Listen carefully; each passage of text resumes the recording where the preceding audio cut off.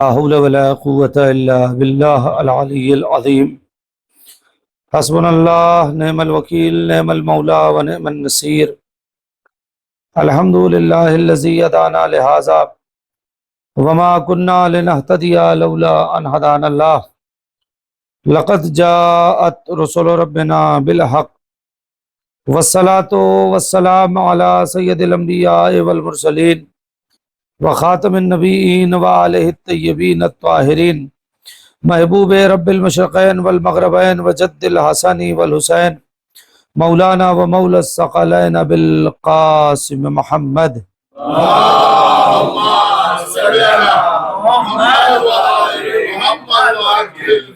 طیبین الطاہرین المعصومین المظلومین ولعنت اللہ علی اعدائہم اجمعین من الان الى قیام یوم الدین رب اشرح لی صدری ویسر لی امری واحلل عقدۃ من لسانی یفقہوا قولی اما بعد فقد قال اللہ تبارک و تعالی فی القرآن المجید وقولہ الحق واصدق الصادقین بسم اللہ الرحمن الرحیم واعتصموا بحبل اللہ جمیعا ولا تفرقوا صلوات پر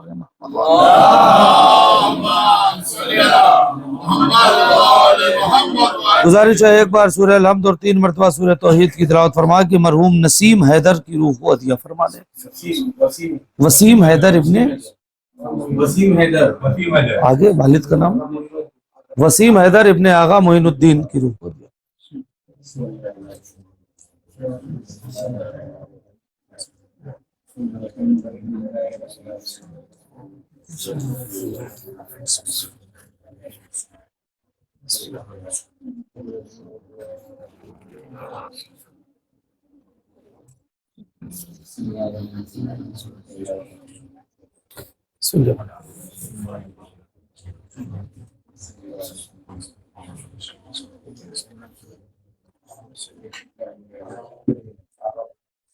صلوات پڑھیے گا محمد و آل محمد پہ۔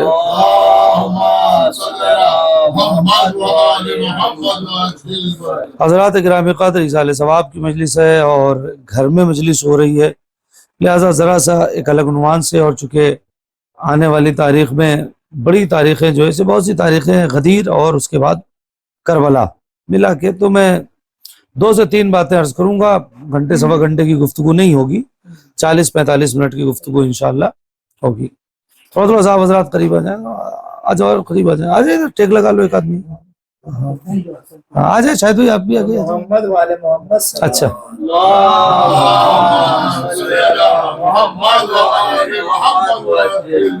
سورہ آل عمران کی آیت ہے جس میں پروردگار اپنے بندوں سے کچھ بات کر رہا ہے۔ اس میں پروردگار عالم کہہ رہا ہے کہ وَاعْتَصِمُوا بِحَبْلِ اللَّهِ جَمِيعًا وَلَا تَفَرَّقُوا، دیکھو تم اللہ کی رسی کو مضبوطی سے پکڑے رہو اور آپس میں اختلاف نہ کرنا۔ آیت بہت بڑی ہے، آیت کا پہلا ٹکڑا ہے، اللہ کی رسی کو مضبوطی سے پکڑے رہو اور اختلاف مت کرنا۔ 2 باتیں اس میں۔ سب سے پہلی بات یہ ہے کہ اگر آپ کسی رسی کو پکڑے ہوئے ہیں، آپ توجہ کریں گے، کسی رسی کو پکڑے ہوئے ہیں اور آپ کو اس رسی کو پکڑ کے اوپر جانا ہے تو آپ کی گرفت مضبوط ہونی چاہیے۔ اگر گرفت کمزور ہوگی تو آپ نیچے گر جائیں گے۔ گرفت کمزور ہوئی کہ آپ نیچے گرے۔ جب تک آپ کو آپ کی حیات چاہیے تب تک آپ کو رسی مضبوطی سے پکڑے رہنا ہے۔ نہیں غور کیا آپ نے؟ جب تک آپ کو آپ کی حیات چاہیے تب تک آپ کو رسی کو مضبوطی سے پکڑے رہنا ہے۔ اگر یہ بات طے ہے کہ آپ جب تک حیات چاہتے ہیں تب تک رسی کو مضبوطی سے پکڑے رہیں، تو اب یہ تو آپ کے ہاتھ میں ہے نا کہ آپ کب تک جینا چاہتے ہیں۔ نہیں غور کر رہے ہیں؟ کب تک جینا چاہتے ہیں یہ آپ کے حیات میں ہے۔ شاید اسی لیے سلمان اب تک زندہ، ابو ذر اب تک زندہ، مقداد اب تک زندہ، شہدائے کربلا، اس لیے کہ انہوں نے اب تک اس رسی کو مضبوطی سے پکڑے رکھا ہے۔ صلوات پڑھیے گا محمد و آل محمد۔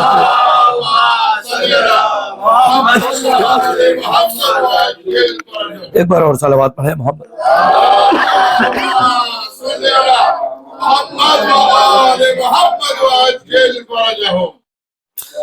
ایک بار اور صلوات پڑھیں محمد والا۔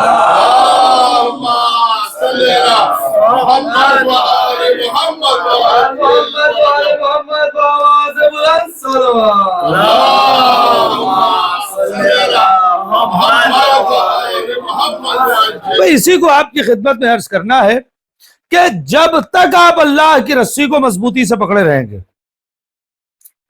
آپ گریں گے نہیں، فنا نہیں ہے۔ بس یہی آپ کی خدمت میں عرض کرنا ہے کہ اللہ کی رسی ہے کیا، اسی کو آگے بڑھا دینا ہے اور بات ختم ہو جائے گی۔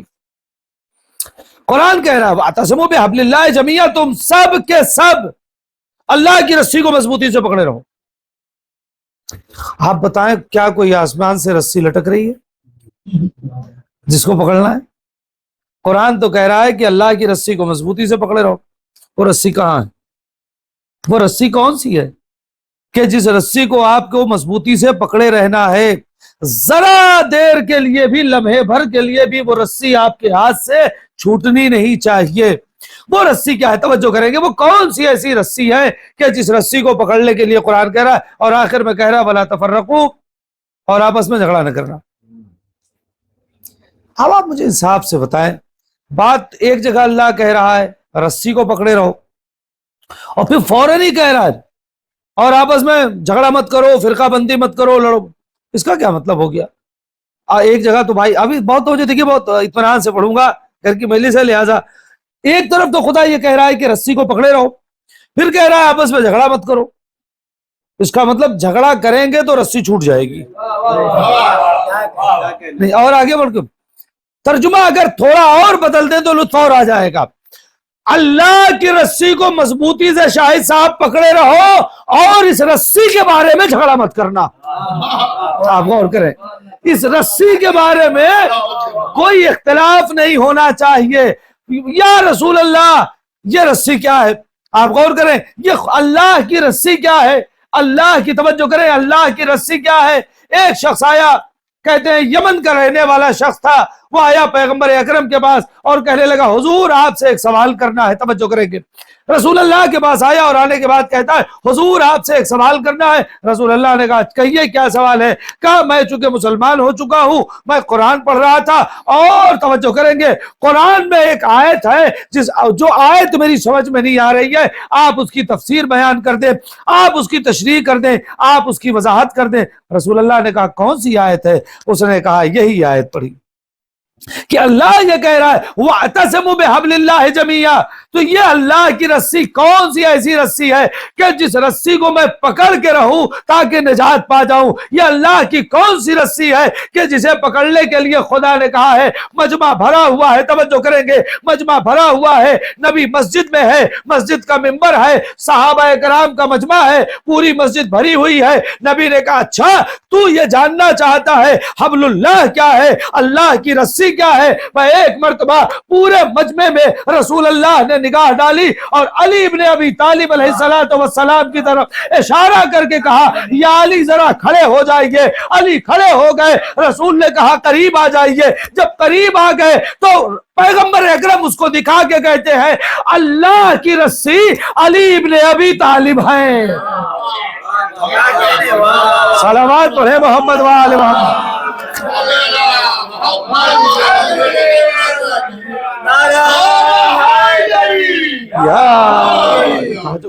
علی ابن ابی طالب اللہ کی رسی ہیں۔ اور آگے جو رسول نے کیا فرمایا؟ علی اللہ کی رسی ہیں، انہیں مضبوطی سے پکڑے رہنا۔ رسول کا زمانہ ختم ہو گیا، مولا کائنات کا زمانہ آ گیا۔ پھر ایک شخص آیا، اس نے کہا یا علی یہ آیت سمجھ میں نہیں آتی۔ توجہ کریں گے، یا علی یہ آیت سمجھ میں نہیں آ رہی ہے، اللہ کی رسی سے مراد کیا ہے؟ مولا علی کیا فرماتے ہیں پتہ ہے؟ مولا علی فرماتے ہیں اللہ کی رسی ڈھونڈ رہے ہو؟ کہا یہ قرآن اللہ کی رسی ہے. رسول نے کیا فرمایا؟ علی اللہ کی رسی ہے. علی نے کیا فرمایا؟ قرآن اللہ کی رسی ہے. ایک لفظ کہوں، جب تک دھاگا سنگل ہے وہ دھاگا کہلائے گا.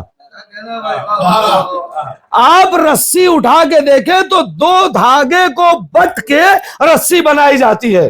اب یہ لفظ بٹ جو ہے آپ پتہ نہیں سمجھ پاتے کہ نہیں، آپ دیکھیں جو ہاں یہ بٹ کے رسی بنائی جاتی ہے. اب آپ غور کریں، یعنی ایک طرف علی اللہ کی رسی ہے، ایک طرف قرآن اللہ کی رسی ہے. اب سمجھ میں آیا پیغمبر نے کیوں کہا تھا میں تمہارے درمیان دو گرا قدر چیزیں چھوڑے جا رہا ہوں، ایک میری اطاعت ہے، ایک اللہ کی کتاب ہے. صلوات پڑھے محمد وآل محمد.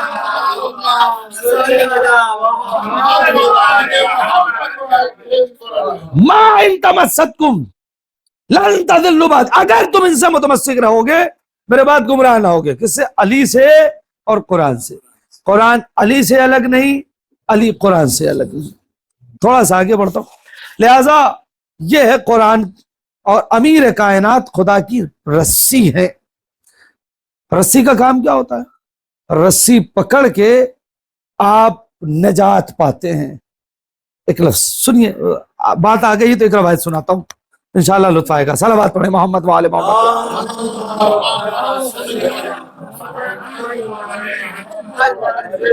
ایک عورت ہے، دیکھیے سن لیجیے، بہت چونکہ دیکھیے اس میں کوئی شور شرابہ ہنگامہ نہیں چاہتا ہوں، مضمون پہنچ جائے، بات پہنچ جائے. ایک شخص ہے، ایک عورت ہے جس کا نام ہے حبابہ.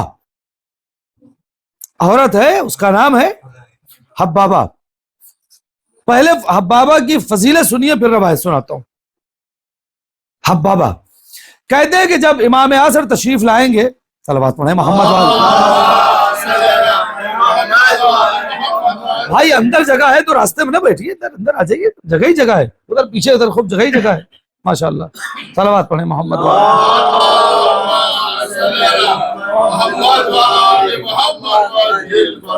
ایک عورت ہے، سنیے گا بھائی، حبابہ، امیر کائنات حبابہ سے روایت ہے. روایت سنیے، بڑی لطیف روایت ہے، بہت اطمینان سے پڑھتا ہوں اس کو، کاش کے پہنچا لے جاؤں روایت، ایمان تازہ ہو جائے گا. کہتے ہیں کہ حبابہ کہتی ہے کہ میں نے دیکھا کہ ایک دن مولا کائنات ہاتھ میں تازیانہ لیے ہوئے اس طرف جا رہے ہیں جس طرف لوگ مچھلیاں بیچ رہے ہیں. حبابہ کہتی ہے کہ مولا کائنات ہاتھ میں تازیانہ لیے اس طرف جا رہے ہیں کہ جس طرف لوگ مچھلیاں بیچ رہے ہیں. آگے بڑھ گئی، یہ اس نے کہا ذرا میں بھی دیکھوں مولا تازیانہ لے کر کیوں چل رہے ہیں، تازیانہ لے کے چل رہے ہیں تو کچھ بات تو ہوگی. کہتے ہیں وہاں جانے کے بعد وہ جو افراد مچھلیاں بیچ رہے تھے ان میں سے مولا کائنات نے کہا یہ جو سانپ کی شکل کی مچھلی ہے تم اسے کیوں بیچتے ہو، اس کی خرید و فروخت مت کرو. یہ جو چھلکے والی مچھلیاں نہیں ہیں ان کی خرید و فروخت مت کرو، اور اگر کسی نے سانپ والی مچھلی جو سانپ کی صورت کی ہے خرید و فروخت کی تو میں علی اسے تازیانہ لگاؤں گا. حبابہ کہتی ہے کہ میں علی اسے تازیانہ لگاؤں. تو ان مچھلی فروشوں نے پوچھا کہ مولا کیا بات ہے، یعنی سانپ کی مچھلیوں کو خریدنے اور بیچنے سے آپ کیوں منع کر رہے ہیں؟ حبابہ کہتی امیر کائنات نے فرمایا اس لیے کہ یہ مچھلی نہیں ہے، بنی اسرائیل کے مسخ شدہ لوگ ہیں. یہ جو سانپ کے جیسی مچھلی ہے یہ بنی اسرائیل کے مسخ شدہ لوگ ہیں، یہ مچھلی نہیں ہے، لہذا اس کا خرید و فروخت مت کرو، کھانا جائز نہیں. امیر کائنات بازار سے کہہ کے واپس آئے. حبابہ بھی ساتھ ساتھ مسجد آ گئی. حبابہ نے کہا مولا آپ کا عشق تو ہے، آپ کی محبت تو ہے، آپ کی ولایت تو ہے، مگر مولا ایک سوال ہے، توجہ کیجیے گا، اب یہ سنیے گا بابا کی روایت. اچھا میں یہ کہہ رہا تھا بابا کی وہ فضائل پہلے پھر روایت پہ آ رہا ہوں. فضائل کہ جب امام عصر تشریف لائیں گے، ورنہ یہ بات رہ جائے گی، بات ہوئی نا امام عصر تشریف لائیں گے، تو روایت کہتی ہے کہ امام عصر کے ساتھ جو کمانڈرز ہوں گے اس میں 8 عورتیں ہوں گی. 8 عورتیں ہوں گی جو پچھلے زمانے کی ہوگی لیکن پلٹ کے آئیں گی. ان 8 میں سے ایک حبابہ ہوں گی. صلوات پڑھیں محمد والے محمد.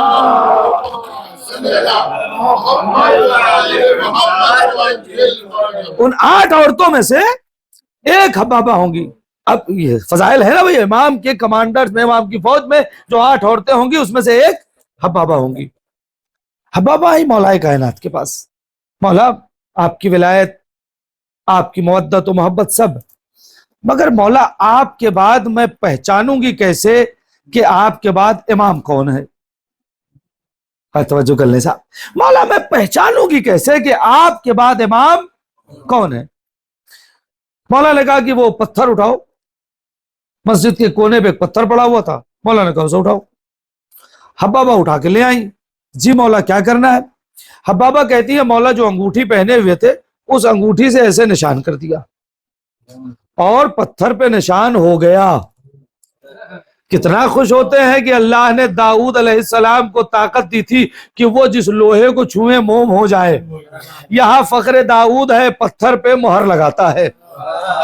نہیں آپ کو نہیں، ایک جملہ کہہ دوں، اگر آپ آمادہ ہیں مجلس سننے پہ، یہی عوام اور امام کا فرق ہے کہ عوام کاغذ پر مہر لگائے، وہ بھی ایک سیاہی کے ذریعے سے اگر ہے تو لگے گی. امام کو نہ کاغذ کی ضرورت ہے نہ سیاہی کی ضرورت ہے، وہ جہاں انگوٹھی رکھ دے وہی مہر لگ جاتی ہے. صلوات پڑھیے گا محمد والا.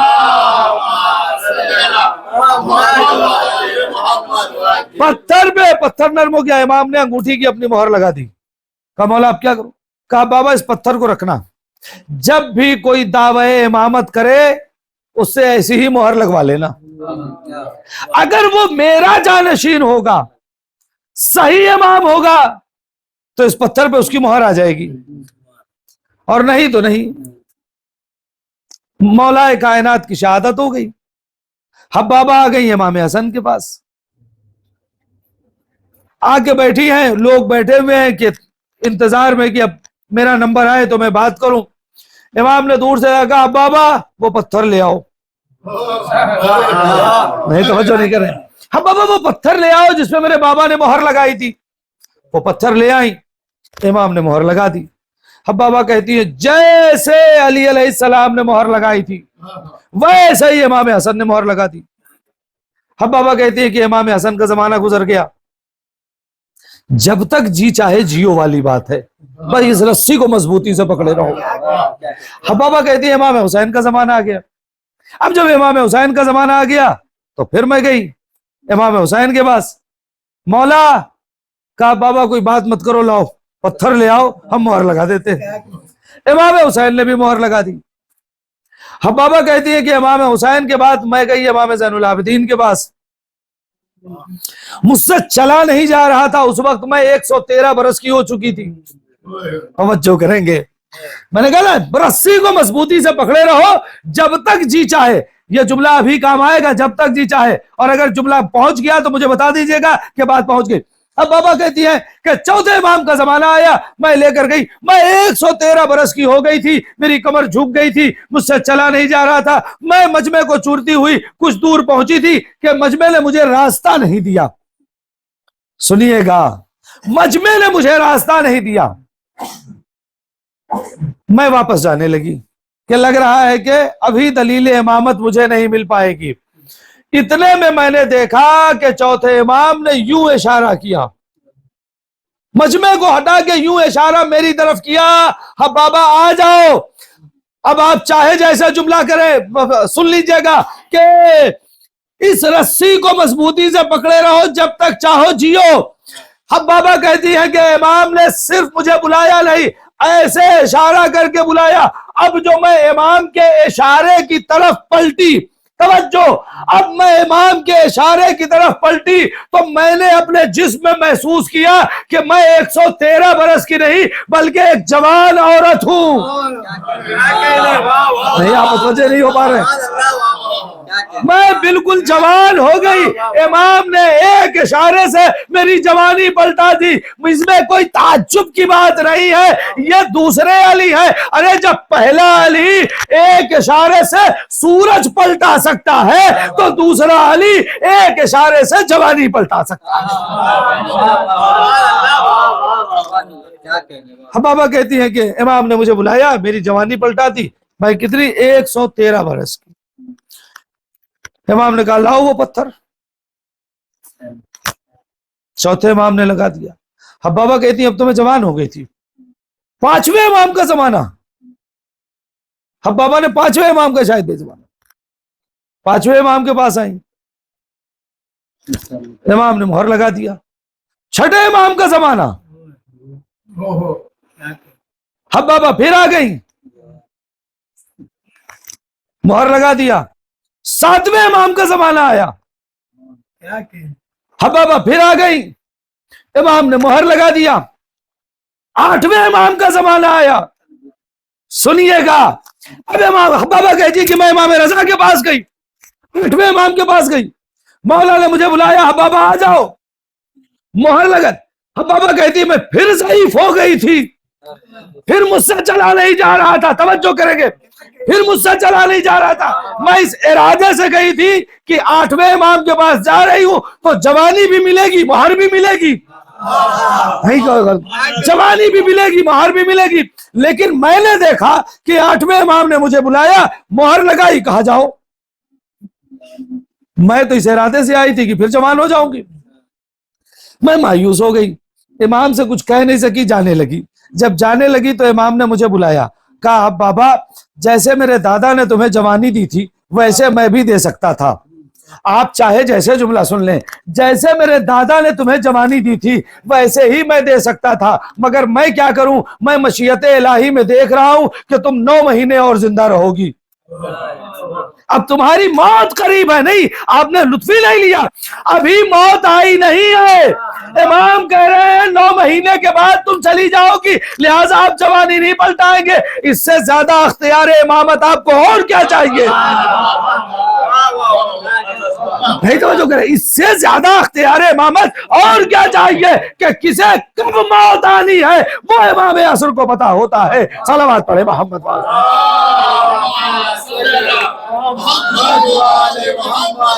تو 8 امام کی مہر حبابہ کے اس پتھر پہ۔ اب روایت کہتی ہے جب ظہور امام ہوگا تو یہ حبابہ آئیں گی، اور حبابہ صرف آئیں گی نہیں، وہ پتھر لے کر آئیں گی جس پر 8 اماموں کی مہر لگی ہوئی ہے، مولا اس پہ آپ اپنی مہر لگا دے۔ صلوات پڑھے محمد وآلہ۔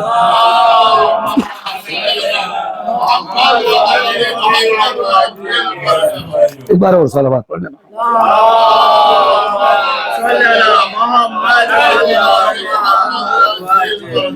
خیر غور فرمایا، کل ملا کے اس رسی کو مضبوطی سے پکڑے رہو۔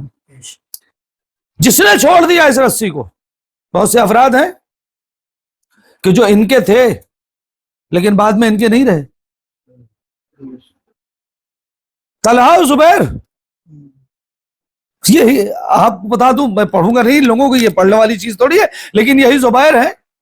جب امیر کائنات کے گلے میں رسی ڈالی گئی تھی، یہ اکیلے زبیر تھے جو مولا کی حمایت میں نکل پڑے تھے، حمایت میں نکل پڑے تھے، لیکن جب دنیا اندر آ گئی تو نتیجہ یہ نکلا کہ جنگ جمل کے بانی بن گئے۔ آپ غور کریں، یہ ابن ملجم مولا کا چاہنے والا تھا، لیکن جب دنیا اندر آ گئی، کیا مطلب ہے؟ مطلب یہ ہے کہ اس رسی کو تھوڑی دیر کے لیے نہیں پکڑنا ہے، ہمیشہ کے لیے اس رسی کو پکڑے رہو، اس لیے کہ ولایت امیر کائنات سے زیادہ مضبوط کوئی رسی نہیں ہے جو آپ کو خدا تک پہنچا دے، خدا تک جانے کے لیے امیر کائنات سے زیادہ مضبوط۔ خیر میں وہاں پر آ گیا تھا کہ 8ویں امام نے کہا، ایک روایت سناتا ہوں چونکہ پچھلا مہینہ شہادت کا گزرا ہے، ایک روایت سنیے۔ کہتے ہیں کہ جلدی جلدی پڑھوں گا تاکہ بات پہنچ جائے، وقت زیادہ نہیں رہ گیا، اس لیے مضامین کچھ بچ بھی جائیں گے تو کوئی مسئلہ نہیں، پھر کبھی کسی مجلس میں پڑھ لیں گے۔ کہتے ہیں کہ ایک شخص کہتا ہے کہ میں نے خواب میں دیکھا، روایت یقیناً سنی ہوگی لیکن میں اس میں ایک مطلب نکال کے، میں خواب میں تھا، میں نے خواب میں محسوس کیا کہ میں مسجد میں ہوں اور پیغمبر اکرم تشریف فرما ہے اور ان کے بغل میں کھجور رکھی ہوئی ہے، سنیے اور توجہ کریں گے، صلوات پڑھیں محمد وآل محمد۔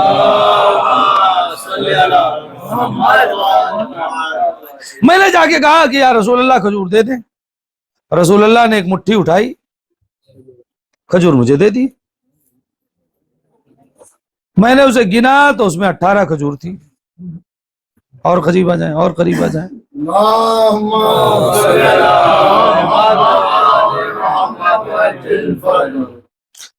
دیکھیے شاید ایک جملہ کہہ رہا ہوں، آپ سے دعا چاہوں گا، سنیں گے تحسین بھائی؟ ہم نے ادنو منی اور قریب آؤ اور قریب آؤ کی سزا 2 ہی جگہ سنی ہے، یا عرش الہی پہ یا فرش مجلس پہ۔ آپ غور کریں، عرش الہی پہ بھی اللہ کی آواز آ رہی میرے حبیب اور قریب آؤ اور قریب آؤ اور قریب آؤ، مجلس میں بھی ذاکر بیچارہ مجمع سے کہتا ہے اور قریب آؤ اور قریب آؤ۔ صلوات پڑھیں محمد وآل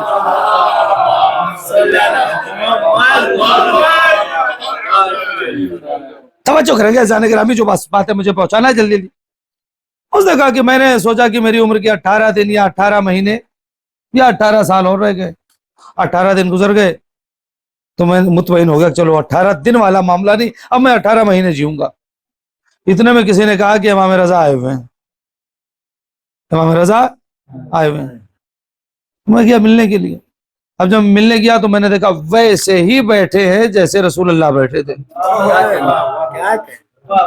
سنیے گا، ویسے ہی بیٹھے ہیں جیسے رسول اللہ بیٹھے ہوئے تھے، اور ویسے ہی بغل میں طبق رکھا ہوا ہے جیسے رسول اللہ کے رکھا ہوا تھا۔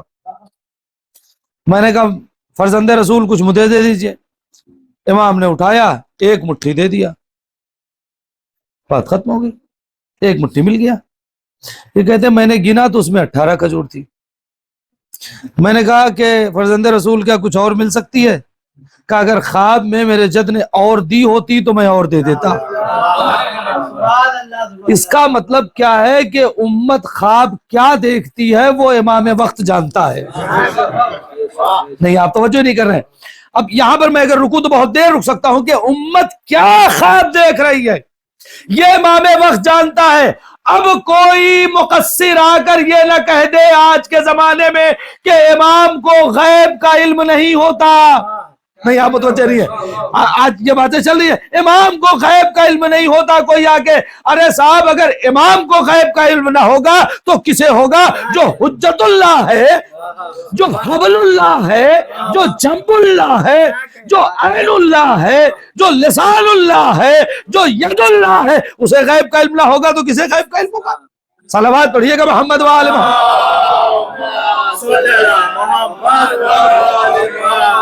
نعرے حیدری۔ جملہ تو اب میں کہنے جا رہا تھا جس جملے کے لیے اس واقعے کو پڑھا ہے، واقعہ آپ کا یقیناً سنا ہے۔ امام رضا نے کھجور دی، کتنی نکلی؟ 18۔ رسول اللہ نے دی، کتنی نکلی؟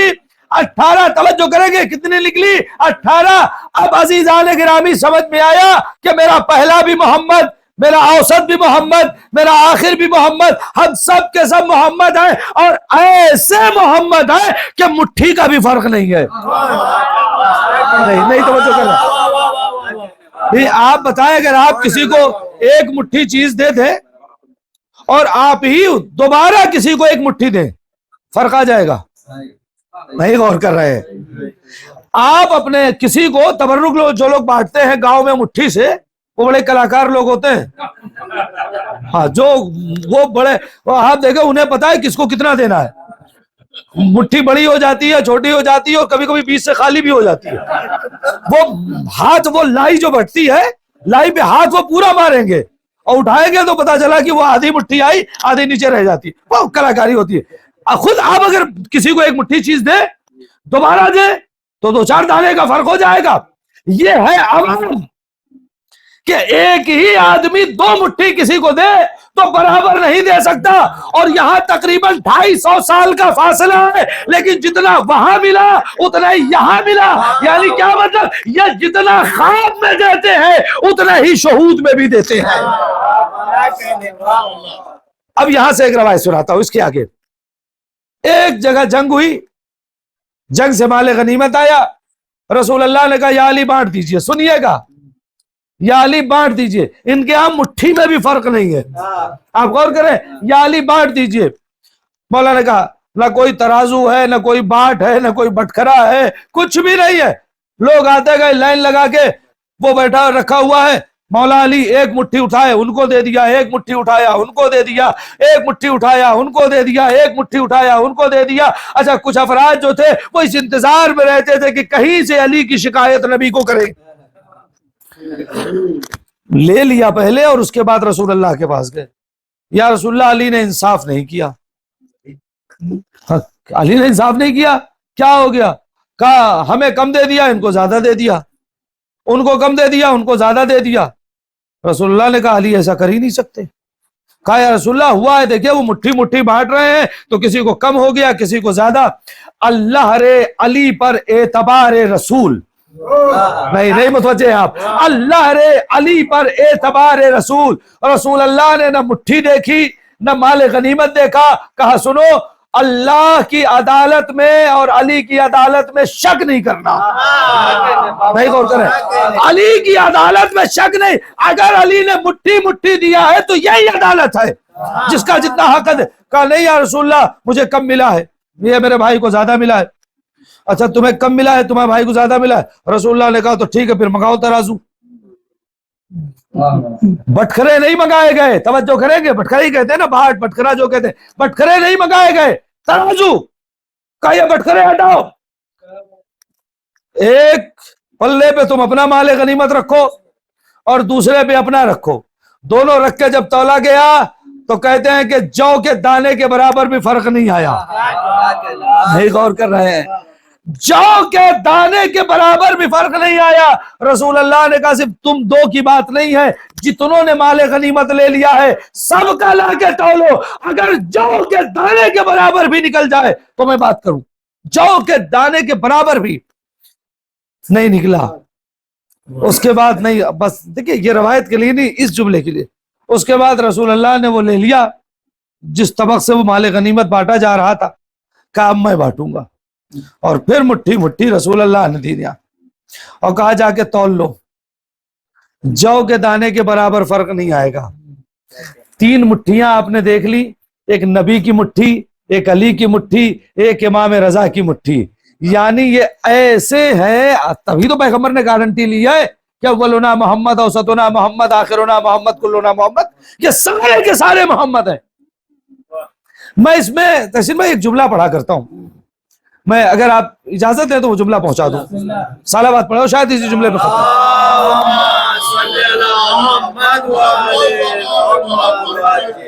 ایک بار اور صلوات پڑھیے.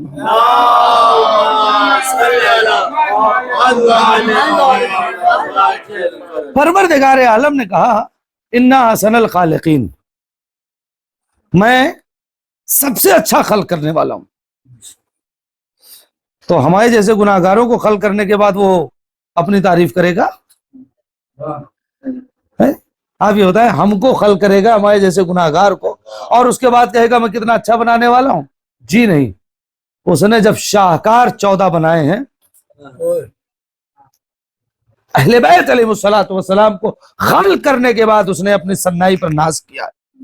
ایک جملہ کہوں، اگر وہ خلق کرنے کے بعد اہل بیت علیہ الصلوۃ والسلام کو اپنے اوپر غرور اور ناز کر سکتا ہے کہ میں کتنا اچھا بنانے والا ہوں، تو ان کی محبت و ولایت کے بعد ہمیں بھی یہ حق ہے کہ ہم ناز کریں ہمیں کتنا اچھا مولا ملا ہے یا ہم کتنے اچھے لوگ ہیں کہ ہمیں خلق کر دیا اللہ نے. کسے؟ اہل بیت کو. توجہ کیجیے گا، اسی پہ مجلس مکمل ہو جائے گی. اہل بیت کو خلق کیا اور کہا میں کتنا اچھا بنانے والا ہوں. پروردگار تو نے ابھی تک تو کچھ بنایا نہیں تھا، سب سے پہلے کسے بنایا ہے؟ اول ما خلق اللہ نوری، اللہ نے سب سے پہلے میرے نور کو خلق کیا.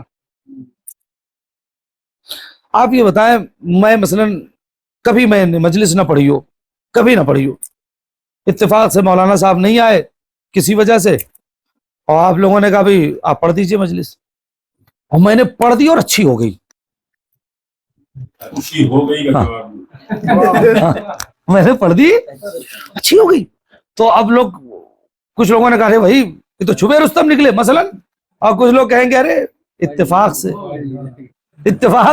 کسی کی رٹ اٹھ کے آئے ہوں گے، اتفاق سے اچھی ہو گئی.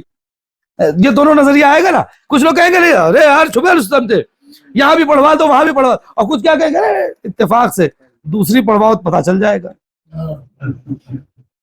اب ہو سکتا ہے بعض افراد جان بوجھ کے دوسری رکھوا دیں کہ ذرا دیکھیں تو صحیح کیا کرتے ہیں، دوسری بھی اچھی ہو گئی. تو ارے یہ دو اتفاق سے ہو گئی، تیسری ہے. یا اسی طریقے سے ہر معاملے میں کوئی آدمی وکالت کرے، ابھی نیا نیا ڈگری لے کر آیا ہے اور کسی بڑے وکیل سے کیس لڑ کے جیت گیا، تو آدمی کیا کہے کہ اتفاق سے. کوئی انجینئر ابھی نئی نئی ڈگری لے کر آیا ہے اور اس نے مثال کے طور پر برج خلیفہ سے اچھا کوئی بنا دیا، تاج محل سے اچھا کچھ بنا دیا مثلا، تو آدمی کیا کہے گا ابھی کچھ کام کیا نہیں تھا، پہلا کام شاہکار، تو اتفاق سے ہو گیا ہوگا. نہیں توجہ کر رہے ہیں آپ. پہلا کام، تحسین بھائی کبھی کوئی شعر نہیں کہا، پہلا ہی شعر کہہ دیا کہ صاحب مجمع سر دھن رہا ہے، تو لوگ کہیں گے اتفاق سے اتنا اچھا شعر ہو گیا ہوگا، ورنہ ابھی تو مبتدی ہیں. تو ہر کام جب پہلی بار ہو اور اچھا ہو جائے تو کہا جائے گا اتفاق سے اچھا ہو گیا. اللہ نے ابھی تک کچھ بنایا ہی نہیں تھا، نہ چاند بنایا، نہ سورج بنایا، نہ ستارے بنائے، نہ کہکشانے بنائے، نہ زمین بنایا، نہ آسمان بنایا، نہ جنت، نہ جہنم، نہ آبی مخلوق، نہ ہوائی مخلوق، نہ فضائی مخلوق، کچھ تو بنایا ہی نہیں نا ابھی. پہلے مخلوق محمد عربی. میں گونڈی میں اس مجلس کو، اس نقطے کو پڑھ کے بھرپور داد لے چکا ہوں. آپ کی مرضی، آپ چاہے جیسے سن لیجئے گا، لیکن اگر میرا حق ہو تو مجھے بتا دیجئے گا کہ یہ بات ہے. اتنے خوبصورت اللہ نے اپنے حبیب کو اتنا خوبصورت بنایا کہ ان کے ایک پسینے کے قطرے کا نام یوسف رکھا.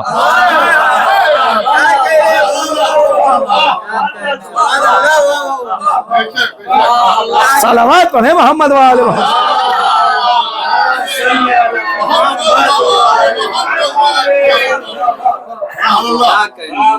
اتنا خوبصورت بنایا کہ پسینے کے ایک قطرے کا نام، سوچے محمد عربی کتنے خوبصورت، شاہکار بنا کر بھیج دیا. تو مالک ہمارے ہاں تو دستور یہ ہے کہ جب پہلی بار کوئی تصویر اچھی بن جائے، کوئی کام اچھا ہو جائے تو کہتے ہیں اتفاق.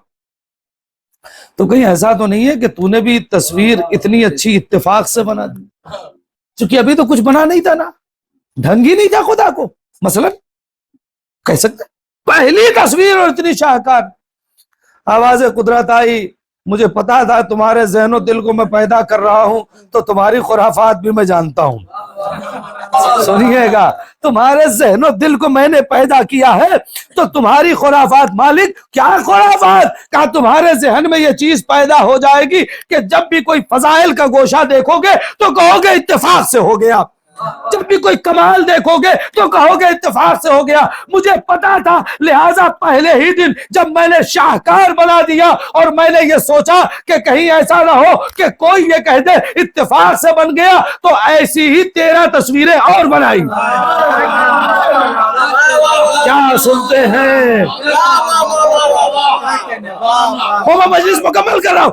ایسی ہی 13 تصویریں اور بنائی، اور پہلی تصویر کو بلا کے کہا ذرا دیکھنا، شاہکار بنا. اب وہ پہلی تصویر آئی، اس نے آنے کے بعد دوسری دیکھی، تیسری دیکھی، چوتھی دیکھی، پانچویں دیکھی، چھٹی دیکھی، ساتویں دیکھی، آٹھویں دیکھی، نویں دیکھی، 10ویں دیکھی، 11ویں دیکھی، 12ویں دیکھی. اور ساری تصویریں دیکھنے کے بعد ایک مرتبہ نور محمد نے سر کو اٹھا کے کہا الہی اولنا محمد، اوسطنا محمد، آخرنا محمد، کلنا محمد. مالک سب کے سب محمد بنا دیے.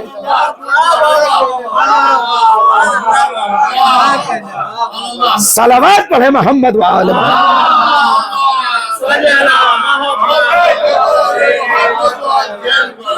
ایک بار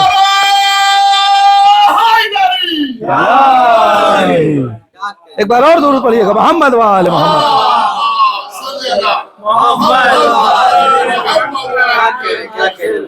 یہ اتفاق نہیں ہے، ایک ہی جیسی 13 اور بنا ڈالی میں نے، اور اس تصویر اول کو بلا کے دکھایا، ذرا دیکھو۔ تصویر اول نے دیکھنے کے بعد کہا الہی تو نے تو سب کے سب محمد بنا، تو اس گھرانے میں سب محمد ہیں۔ اسی لیے آپ دیکھیں، بس مجلس مکمل ہو رہی ہے، کوئی باپ گارنٹی لے سکتا ہے کہ جو میں کہوں گا وہی میرا بیٹا کہے گا، یا کوئی بیٹا گارنٹی لے سکتا ہے کہ جو میں کہوں گا وہی میرے ابا کہیں گے؟ پوری دنیا میں کوئی نہیں، صرف خانوادہ آل محمد ہے، جہاں کے لیے روایت یہ ہے کہ اگر تمہیں یہ نہیں پتا ہے کہ یہ قول کس معصوم کا ہے تو کہہ دو معصوم کا ہے، ہم میں سے جس کی طرف چاہو نسبت دے دو، نہیں غور کرے، قول کے اعتبار سے بھی ہم ایک دوسرے سے الگ نہیں ہیں، نہ ہمارا نظریہ الگ ہے، نہ ہمارا منشا الگ ہے۔ کیوں ایسا ہوا؟ ختم ہو گئی مجلس۔ کیوں ایسا ہوا کہ نہ ان کا نظریہ الگ ہے، نہ ارادہ الگ ہے، نہ منشا الگ ہے؟ اس لیے کہ اگر یہ دنیا کے بنائے ہوتے تو ارادہ الگ ہوتا، نہیں توجہ کیا آپ نے، اگر یہ دنیا کے بنائے ہوتے تو ارادہ الگ ہوتا، یہ ارادہ الہی کے بنے ہوئے ہیں، لہذا ان کا ارادہ الگ نہیں ہو سکتا، جو ارادہ الہی ہے وہی ان کا ارادہ ہے۔ بس عزیزان گرامی 40-42 منٹ کی گفتگو ہو گئی، ایک روایت سنیے مصائب میں اور مجلس کو مکمل کروں۔ ساری مخلوق ایک طرف، آل محمد ایک طرف، غدیر آ رہی ہے، اس ولایت کی رسی کو مضبوطی سے پکڑے رہیں، خدا کے لیے اس رسی کو مت چھوڑیے گا۔ میں ایک روایت پڑھتا ہوں، عام طور سے ایام ازا کی چاند رات کی جو محفل ہو، چاند رات کی جو مجلس ہوتی ہے، میں اس میں پڑھتا ہوں، لیکن چونکہ شہر میں نہیں ہوتا ہوں میں چاند رات میں، تو شہر میں یہ روایت پڑھنے کا کم موقع ملتا ہے، میں پڑھ دیتا ہوں روایت۔ کہتے ہیں کہ بغداد میں ایک شخص تھا، مجلس ہو گئی، بغداد میں ایک شخص تھا، اللہ نے مال و دولت دیا تھا، ثروت دیا تھا، ٹھیک ٹھاک حالات تھے، تو وہ اپنے گھر 10 دن شروع میں پہلی محرم سے چاند رات سے لے کر عاشورے تک فرش ازا بچھاتا تھا، مجلس کرتا تھا، خود تبرک بناتا تھا، تبرک کا انتظام کرتا تھا، احترام سے مومنین کو دعوت دیتا تھا، بلاتا تھا۔ ہو سکتا ہے اسی روایت پہ مجلس مکمل ہو جائے، آج مجھے مصائب پڑھنے کا موقع نہ ملے، اگر آپ چاہیں گے تو میں پڑھ دوں گا، لیکن مجھے نہیں لگتا کہ مجھے مصائب پڑھنا پڑے گا اس روایت کے بعد۔ وہ مجلس کرتا تھا، دیکھیے مصائب، میں یہ دعویٰ نہیں کروں گا کہ میں آپ کو رلا دوں گا، کوئی دعویٰ نہیں کر سکتا ہے، یہ تو دل پہ چوٹ لگے گی، مصائب پرانے ہیں، وہی چیزیں پڑھی جاتی ہیں، لیکن آج اس روایت کو سنیے۔ کہتے ہیں کہ بغداد میں وہ شخص ہر سال مجلس کرتا تھا، ایک سال اچانک اس کا کاروبار بیٹھ گیا، بڑا لاس ہو گیا بزنس میں، سنیے گا، بڑا لاس ہو گیا، اب اتنا لاس ہو گیا کہ وہ مقروض ہو گیا، قرض دار، اچھا جس کا پیسہ ہے وہ آ رہے ہیں مانگنے کے لیے، جی بھائی، کچھ دن تو ٹالتا رہا، کہیں سے کوئی کام ہی نہیں چل رہا ہے۔ اب کچھ لوگوں نے کہا لو بڑی مجلس ماتم کرتے تھے، ہمارے میں ہوتا نا، اور پیسہ کھا کے بیٹھ گئے، تو وہ گھر میں آ کے اپنی بیوی سے کہتا ہے اب یہ تانا مجھے برداشت نہیں، یہ تانا مجھ سے برداشت نہیں ہوتا۔ بیوی نے کہا کیا کریں گے؟ کہا گھر بیچ دوں گا، اپنا گھر، صاحب ثروت تھا، ٹھیک ٹھاک گھر تھا، کہا میں اپنا گھر مکان بیچ دوں گا، لوگوں کا قرضہ دے دوں گا، مجھ سے برداشت نہیں ہے کہ لوگ یہ کہیں کہ اہل بیت کا ماننے والا ہے اور لوگوں کا کھا کے بیٹھ گیا، یہ مجھ سے برداشت نہیں ہے، یہ میرے مولا پہ حرف آ رہا ہے۔ اس نے اپنا مکان بیچ دیا، بڑا مکان تھا، مکان بیچ دیا، اور مکان بیچ کے جس کا پیسہ تھا دے دیا، ختم ہو گئی بات۔ اب ظاہر سی بات ہے سڑک پہ تو نہیں رہے گا آدمی، ایک کرائے کا مکان لے لیا اس نے، اور کرائے کے مکان میں اس نے زندگی گزارنی شروع کر دی، 2-3 کمرے جو بھی رہے ہوں گے کرائے کے مکان میں، روایت کہتی ہے کہ بیوی اپنے بچوں کے ساتھ کمرے میں سو رہی تھی، رات آدھی گزر چکی، اس کی آنکھ کھلی تو اس نے دیکھا کہ شوہر اپنے کمرے میں نہیں ہے، کمرے کے اندر شوہر نہیں ہے۔ وہ پریشان ہوئی، اٹھی، نکلی دوسرے کمرے میں، جیسے ہی دروازے پر پہنچی تو محسوس ہوا کہ اندر کوئی سسکیوں کے ساتھ رو رہا ہے، اندر کوئی سسکیوں کے ساتھ رو رہا ہے۔ بیوی ہے، حق تھا، اس نے بغیر پوچھے دروازہ کھول دیا تو کیا دیکھا کہ شوہر ہے، روتے روتے اس کی ہچکی بج گئی ہے، رو رہا ہے وہ بیٹھ کے۔ بیوی تھی، گئی بغل میں بیٹھی، کیا بات ہے، کیوں پریشان ہے؟ بیوی سمجھی کہ کاروبار کے مسائل ہیں، آدمی پریشان ہو گیا ہے، غربت آ گئی ہے تو رو رہے ہوں گے۔ بیوی نے سمجھایا، نہ پریشان ہوئیے، اللہ ہمارے دن پھر پلٹا دے گا، یہ ساری چیزیں۔ وہ شخص کہتا ہے نہیں، میں اس لیے نہیں رو رہا ہوں۔ کہا پھر کس لیے رو رہے ہیں؟ کہا میں ہر سال آقا کی مجلس کرتا تھا، کل محرم کی چاند رات ہے، کیا میرے گھر مجلس نہیں ہوگی؟ میں رو اس لیے رہا ہوں کہ کیا اس سال جناب زہرا میرے دروازے پہ نہیں آئے گی؟ میں رو اس لیے رہا ہوں کہ کیا اہل بیت اس برس میرے یہاں نہیں آئیں گے؟ میں مجلس کیسے کروں؟ میرے پاس تبرک کے لیے پیسے نہیں۔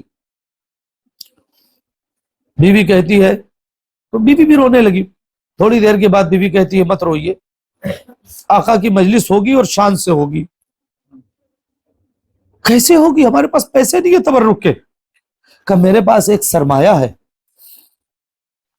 میں اسے لے آتی ہوں، جا کے بازار میں بیچ دیجئے، مجلس ختم ہوگی، بازار میں بیچ دیجئے، اس سے جو پیسہ آئے گا اس سے ہم آقا حسین کی مجلس کریں گے۔ شوہر کہتا اگر تیرے پاس کوئی سرمایہ تھا تو پہلے کیوں نہیں بتایا؟ ہم اتنے پریشان ہیں۔ اس نے کہا اب نہ پریشان ہوئیے، میں نے سرمایہ بچا کے ہی رکھا تھا کہ جب کوئی بہت بڑا کام پڑے گا تو میں اسے نکالوں گی، اب آقا کے مجلس سے بڑا کون سا کام ہو سکتا ہے؟ روایت کہتی ہے وہ اپنے کمرے میں گئی اور جب باہر نکل کے آئی تو 10 برس کے بچے کا ہاتھ پکڑ کے، خدا ایسی ماں کو سلامت رکھے، 10 برس کے بچے کا ہاتھ پکڑ کے لے آئی۔ شوہر پوچھتا ہے کہاں سرمایہ؟ کہ یہ 10 برس کی ہماری کمائی ہے، لے جا کے بازار میں بیچ دو، اس سے جو پیسہ آئے گا اس سے آقا حسین کی مجلس ہوگی، آقا کی مجلس کریں گے۔ کہتے ہیں کہ اس لڑکے آدمی نے اپنے بیٹے کو لیا، جہاں غلام بیچے جاتے ہیں نا وہاں اپنے بچے کو لے کر گیا اور ایک دوسرے سے کہتا ہے میرا غلام خرید لو، جو گراہک آتا ہے میرا غلام خرید لو، مجھے پیسوں کی ضرورت ہے۔ بس 10 برس کا بچہ ہے، چھوٹے بچے کو کوئی خرید نہیں رہا تھا۔ صبح سے لے کر شام گزر گئی، کسی نے اس کے بچے کو نہیں خریدا۔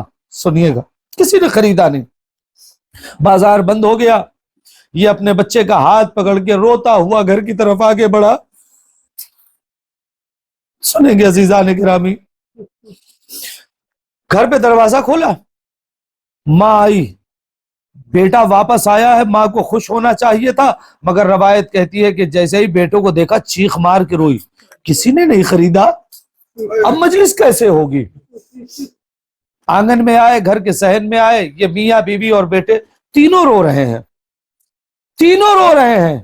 روایت کہتی ہے کہ روتے روتے ان کی نگاہ آسمان کی طرف گئی، دیکھا ہلال محرم، محرم کا چاند نمودار ہو گیا ہے۔ اب تو آواز اور بند گئی کہ اگر کوئی مومن آ گیا مجلس کے لیے تو کیا کروں گا، اس سال مجلس نہیں ہو پا رہی ہے۔ عزیزوں تینوں بیٹھ کے رو رہے ہیں، اتنے میں کسی نے دروازہ کھٹکھٹایا۔ اب یہ باہر نکلا کہ دیکھے کون ہے، اب جو دروازہ کھولا تو دیکھا ایک عرب کھڑا ہوا ہے۔ کیا بات ہے؟ کہا سنا ہے غلام بیچ رہے ہو؟ کہا ہاں بیچ رہا ہوں۔ کہا جلدی لے آؤ، ہم تمہارا غلام خریدیں گے۔ عزیزوں یہ گھر میں آیا، بیوی سے کہتا ہے رونا بند کرو، کوئی عرب آیا ہے، وہ ہمارے بچے کو غلام سمجھ کے خریدے گا، اب ہم آقا کی مجلس کر لیں گے۔ روایت کہتی ہے اپنے بچے کو لے گیا، اس عرب کے حوالے کر دیا، عرب بچے کو لے کر چلا گیا، جو پیسے اس نے مانگے اس نے اتنے پیسے دیے۔ پیسے کتنے مانگے روایت بتاؤں؟ بیٹے کی قیمت، صاحب اولاد بیٹھے ہو، بتاؤ بیٹے کی قیمت کیا لگ سکتی ہے؟ کوئی بیٹے کی قیمت لگا سکتا ہے؟ انمول ہوتا ہے نا، مگر اس نے قیمت کیا لگائی؟ اس نے پوچھا بھائی تیرے غلام کی قیمت کیا ہے؟ اس نے کہا اتنی دے دو کہ 10 دن آقا حسین کی مجلس ہو جائے، اتنی دے دو کہ 10 دن آقا حسین کی مجلس ہو جائے۔ اے ارباب عذاب، اس نے ایک گٹھری، ایک تھیلی دی، اس نے تھیلی لے لیا، وہ بچے کو لے کر چلا گیا۔ اس نے بیوی سے کہا میں تم تبرک کا انتظام کرو، میں مومنین کو بلا کے لاتا ہوں، ہم آقا حسین کی مجلس کریں گے۔ اتنے میں وہ باہر عرب اس لڑکے کو لے کر گیا اور تھوڑی دور جانے کے بعد ایک صحرا میں بیٹھ گیا، اور عرب نے کہا یہ بتاؤ، مجھے تو پتا ہے تم اس کے بیٹے ہو، غلام نہیں ہو، تمہیں کیوں بیچا گیا؟ تو وہ 10 برس کا بچہ کہتا ہے آقا حسین کی مجلس کے لیے۔ آنے والا کہتا ہے اگر میں تمہیں آزاد کر دوں تو چلے جاؤ گے؟ بیٹا کہتا ہے نہیں جاؤں گا۔ کہا کیوں نہیں جاؤ گے؟ کہا میں اگر چلا جاؤں گا تو میرا باپ سمجھے گا بھاگ آیا ہے، پھر جو پیسہ آپ دے کر آئے اس پیسے سے مجلس نہیں ہوگی۔ نہیں متوجہ نہیں ہوئے آپ، پھر اس پیسے سے میرا باپ مجلس نہیں کرے گا، بڑا دیندار ہے۔ کہتے ہیں اس عرب کی آنکھوں سے آنسو جاری ہو گیا۔ اس نے کہا جاؤ میں نے تمہیں آزاد کر دیا۔ بیٹا کہتا ہے نہیں، اگر آزادی کرنا ہے تو کم سے کم 10 دن تو اپنے ساتھ مجھے رکھو تاکہ میرے گھر مجلس ہو جائے۔ کہتے ہیں وہ شخص کھڑا ہوا اور کہتا ہے جاؤ بیٹا میں نے تمہیں آزاد کر دیا، جا کے اپنے باپ کے ساتھ مجلس کرنا۔ اس نے کہا میں چلا تو جاؤں گا لیکن اگر میرا بابا پوچھے گا کیوں آ گئے تو میں جواب کیا دوں گا؟ کہا جا کے کہہ دینا جس حسین کے نام پہ بیچا تھا اسی حسین نے آزاد کر دیا، جس حسین کے نام پہ بیچا تھا اسی حسین نے آزاد کر دیا۔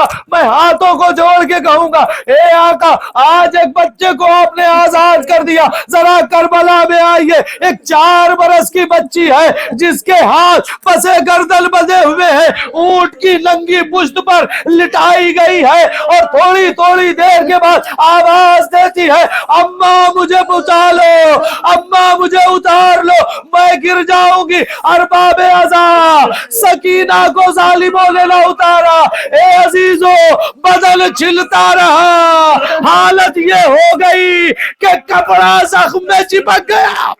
اللہ اکبر، خدا کوئی غم نہ دے سوائے غم آل محمد کے۔ ایک جملہ عزیزو سچ بتائیے گا، کیفیت سنیے گا، کبھی آپ اپنے 4 برس کے بچے کو کسی اونچی جگہ پہ کھڑے کر دینا اور 2 قدم پیچھے آ جانا، وہ بچہ ہاتھ پھیلا کے کہے گا مجھے اتار لو، میں اونچائی پہ ہوں گر جاؤں گا۔ عزیزو اب ذرا سوچے، رباب تھوڑی دور پر ہے، بچی آواز دیتی ہے اماں مجھے اتار لو، ماں کے ہاتھ پسے گردن بندھے ہیں۔ عزیزان گرامی کوئی نہ تھا لیکن روایت کہتی ہے کئی بار سکینہ اونٹ کی پشت سے زمین پر گری ہے۔ اب کبھی اونٹ کی اونچائی دیکھنا، 4 برس کے بچے کا قد دیکھنا، تب سکینہ کی غربت کا ماتم کرنا۔ ارے کوئی نہیں تھا جو سکینہ کو آزاد کرائے، ہاں تمنا بہت تھی۔ اے پھوپھی اماں یہ پرندے کہاں جاتے ہیں کہ اپنے اپنے آشیانوں کو؟ سکینہ پوچھتی ہے پھوپھی اماں ہم کب جائیں گے؟ بچی کی تمنا دل کی دل میں رہ گئی، اسی قید خانے میں سکینہ کو دفن کر دیا گیا۔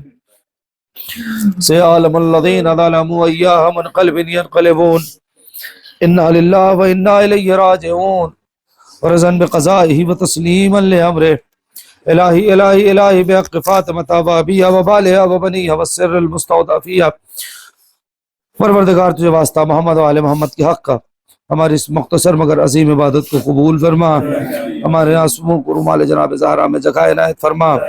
پروردگار تجھے واسطہ ہے محمد و آل محمد کے حق کا، جن مرحومین کے اصالِ ثواب کی مجلس ہوئی، جن مرحوم کے اصالِ ثواب کی مجلس ہوئی ہے ان کی مغفرت فرما، ان کے درجات کو بلند فرما، ان کی قبر کو منور فرما۔ مالک تجھے واسطہ ہے محمد و آل محمد کے حق کا، پرچم اسلام کو سربلندی عنایت فرما، پرچم کفر و نفاق کو سرنگون فرما۔ پروردگار تجھے واسطہ محمد و آل محمد کے حق کا، جتنے بھی یہاں پر صاحب حاجات بیٹھے ہیں ان کی حاجات کو پوری فرما دے۔ پروردگار امام کے ظہور میں تعجیل فرما۔